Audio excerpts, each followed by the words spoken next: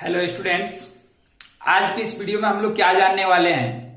जब हमने trigonometric table यानी कि T ratio of some specific angle some particular angle पढ़ा था, तो कमेंट में कुछ स्टूडेंट्स ने यह पूछा था कि साइन 30 डिग्री का वैल्यू 1/2, साइन 60 डिग्री का वैल्यू √3/2 या साइन 45 डिग्री का वैल्यू 1/√2 कैसे होता है। यह भी आपके लिए जानना आवश्यक है, क्योंकि केवल रटने से कुछ नहीं होता है।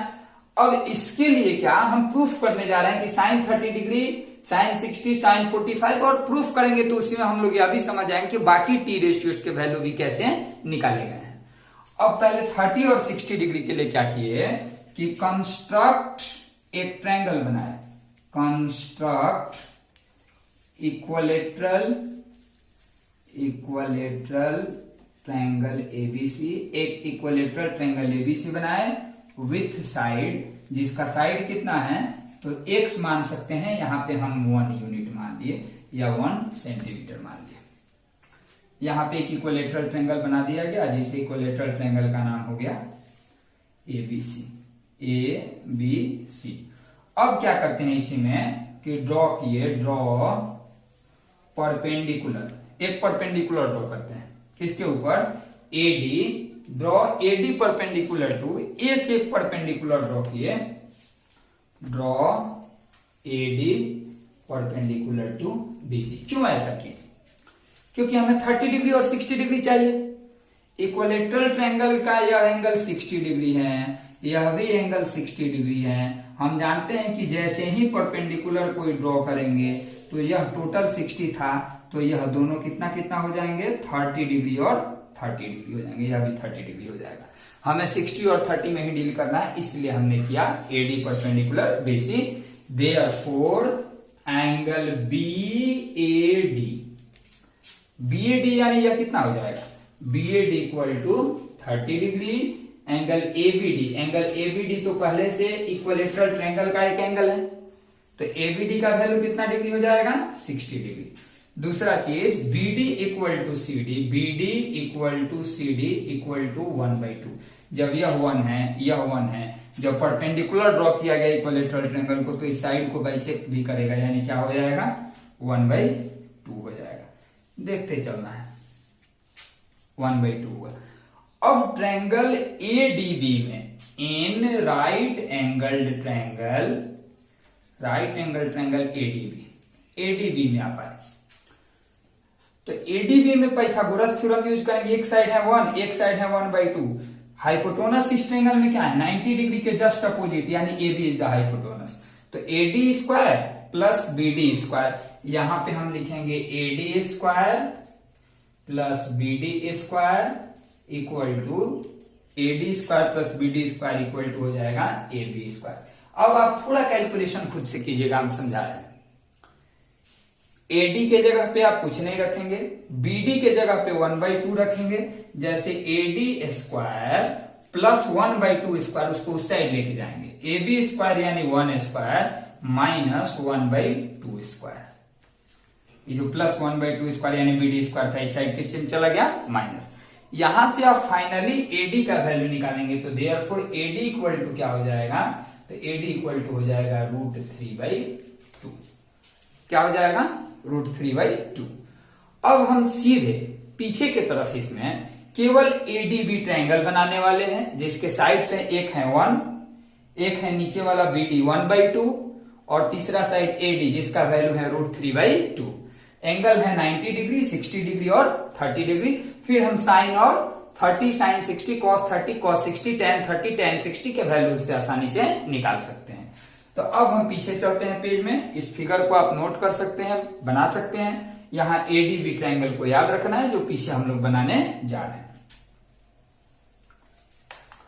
एडीबी हमारे सामने कुछ इस तरह से पिक्चोरियल ड्रॉ हुआ था, ए डी बी, ये आया था ना, जिसमें यह था 1, यह था हाफ, और यह आ गया था √3/2। यह हम 90 ड्रॉ किया था, यह 60 डिग्री था, और यह 30 डिग्री हो गया था। नाउ अब हम लिख क्या सकते हैं, now sine 30, now in triangle ABD, triangle ABD में अगर आप साइन 30 का वैल्यू निकालते हैं, किसका वैल्यू निकालते हैं? साइन 30। तो बताइए तो साइन थीटा क्या होता है? Perpendicular by hypotenuse. 30 डिग्री के लिए परपेंडिकुलर कौन है? बीडी। परपेंडिकुलर कौन है? बीडी। तो बीडी बाई हाइपोटेनस क्या है इसका? तो बीडी बाई एबी है। बीडी का वैल्यू कितना है? 1/2 बाई एबी का वैल्यू है 1, यानी 1/2। यहां से आया कि साइन 30 का वैल्यू होता है 1/2। आप उसी तरह अगर साइन 60 का वैल्यू निकालने जाते हैं, साइन 60 का वैल्यू निकालते हैं तो 60 डिग्री के लिए साइन का तो फॉर्मूला वही है, परपेंडिकुलर बाई हाइपोटेनस। 60 डिग्री के लिए परपेंडिकुलर कौन होगा? तो इसके जस्ट सामने जो है, यानी क्या है? एडी। तो यहां हो जाएगा एडी और बाई में हाइपोटेनस, यानी क्या हो जाएगा? एबी। तो एडी का वैल्यू आया हुआ है √3/2 और बाई एबी का वैल्यू है 1, यानी साइन 60 डिग्री का वैल्यू कितना होता है? तो साइन 60 डिग्री का वैल्यू होता है √3/2। अब यह जो ट्रायंगल हमारे सामने है, इससे 30 डिग्री और 60 डिग्री के लिए साइन, कॉस, टेन, कॉसेक, सेक, कॉट, 30 डिग्री और 60 डिग्री किसी का भी वैल्यू आप निकाल सकते हैं, बशर्ते यह मालूम होना चाहिए कि सेक थीटा मतलब डिफिनीशन आप पढ़े थे ट्रिग्नोमेट्री पार्ट 1 में कि second ratio of an angle is called sec theta and second ratio of an angle is the ratio of hypotenuse and base for that angle। किसी एंगल का second ratio, जैसे सेक ए निकालना है, यानी एंगल ए के लिए बेस और hypotenuse का जो रेशियो होता है उसको हम सेक ए कहते हैं। तो सेक 30, सेक 60 कोई भी निकाल सकते हैं। जो 6 और टी रेशियो उनके 30 डिग्री और 60 डिग्री के वैल्यू को आप आसानी से निकाल सकते हैं। उसी तरह से अगर आपसे कहा जाए कि आपको 45 डिग्री का भी निकालना है, साइन 45, कॉस 45, टेन 45 का क्या होता है? तो यहां पर लिखते हैं 45 डिग्री एंगल। 45 डिग्री के लिए एंगल के लिए क्या करेंगे? कंस्ट्रक्ट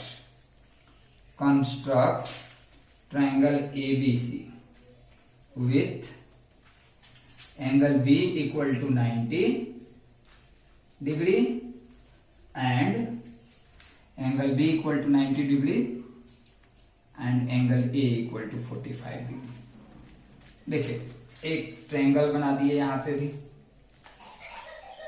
B 90 हो गया और A को हमने 45 किया, A 45 डिग्री। तो आपसे अपने आप कितना हो जाएगा? किसी भी ट्रायंगल के तीनों एंगल का सम 180 होता है। जब एक एंगल हमने 90 किया, दूसरा 45 किया, तो तीसरा angle therefore angle C equal to भी कितना हो जाएगा? Angle C equal to 45 degree. यानी कि जब यह 45 बनाएंगे तो ये भी कितना बन जाएगा? 45। किसी भी ट्रायंगल में अगर दो साइड सेम है, दो एंगल सेम है, तो उनका अपोजिट साइड भी क्या होंगे? सेम। तो अगर एंगल A और C बराबर है मतलब यह ट्रायंगल आइसोसेलेस ट्रायंगल है। तो देयरफॉर आइसोसेलेस ट्रायंगल है तो therefore AB equal to AC equal to, मान लीजिए कि क्या हो जाएगा? जब दोनों इक्वल होगा तो मान लीजिए कि इसका वैल्यू क्या है, यानी यह भी K और यह भी कितना? K। क्लियर है? अब लिखेंगे therefore AC equal to, AC क्या है इसका? AC is the hypotenuse. तो hypotenuse equal to root under base square यानी K square plus perpendicular square यानी K स्क्वायर। K स्क्वायर मिलके कितना K स्क्वायर होता है? 2K square. 2K स्क्वायर का रूट निकलेगा तो यह हो जाएगा √2 इंटू K। यानी कि अगर यह K है, यह K है, तो इसका वैल्यू हो जाएगा √2 इंटू K। फिर से समझें एक बार कि एक एंगल हमने 45 बनाया तो दूसरा एंगल अपने आप कितना डिग्री का हो गया? 45। क्योंकि किसी भी ट्रायंगल के हम किसी भी तरह बनाए, लेकिन तीनों एंगल का सम हमेशा कितना होगा? 180। इस 180 डिग्री में एक 90 एक 45 बना दिए तो तीसरा अपने आप 45 बनेगा। अगर दो एंगल किसी ट्रायंगल में इक्वल है तो दो साइड भी इक्वल होंगे। अब दोनों इक्वल है तो हम मान लिए कि दोनों का वैल्यू K है। दोनों का वैल्यू 1 मान सकते थे, दोनों का वैल्यू 5 मान सकते थे। अगर दोनों का वैल्यू 5 मानते तो पाइथागोरस थ्योरम से AC का वैल्यू आ जाता √2 इंटू 5। दोनों का वैल्यू K माने हैं तो AC का वैल्यू आ गया √2 इंटू K। अब यहां पर हम निकालते हैं नाउ यहां पे साइन 45, कोई भी एंगल आप लेते हैं जैसे साइन 45 डिग्री, जैसे इसी के लिए हमने लिए 45, तो परपेंडिकुलर बाई हाइपोटेनस। 45 डिग्री के लिए परपेंडिकुलर सामने वाला यानी कौन है? 45 डिग्री के लिए परपेंडिकुलर तो AB बाई हाइपोटेनस कौन है? AC। AB का वैल्यू है K और इसका वैल्यू है √2 इंटू K। K कैंसिल हो गया, क्या हो गया? 1/√2। उसी तरह आप cos 45 निकाल सकते हैं, tan 45 निकाल सकते हैं। आशा करते हैं कि इस वीडियो को देख के आप समझ गए होंगे कि sin 30, 60, 45, 90 और 0 और आसानी से हो सकते हैं कि किसी भी ट्रायंगल का कोई एंगल क्या 0 हो सकता है? अगर एंगल 0 होता है इसका मतलब है कि दूसरा साइड पहले साइड पे पूरी तरह से ओवरलैप कर जा रहा है। यही AB है, यही BC है।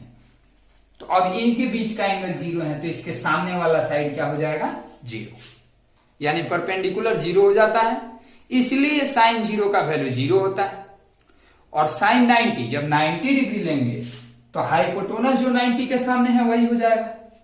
और परपेंडिकुलर हम जानते हैं कि किसी एंगल के लिए परपेंडिकुलर वह होता है जो उसके जस्ट अपोजिट होता है।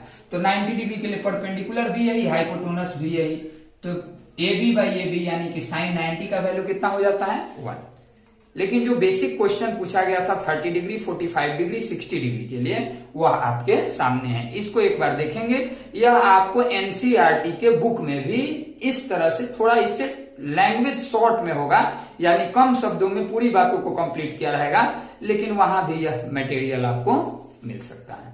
आशा करते हैं इस चीज को आप समझ गए होंगे, और जो आपका पढ़ाई चल रहा है ट्रिग्नोमेट्रिकल आइडेंटिटी में, उसको टू बी कंटिन्यू आप लगातार पढ़ते रहेंगे।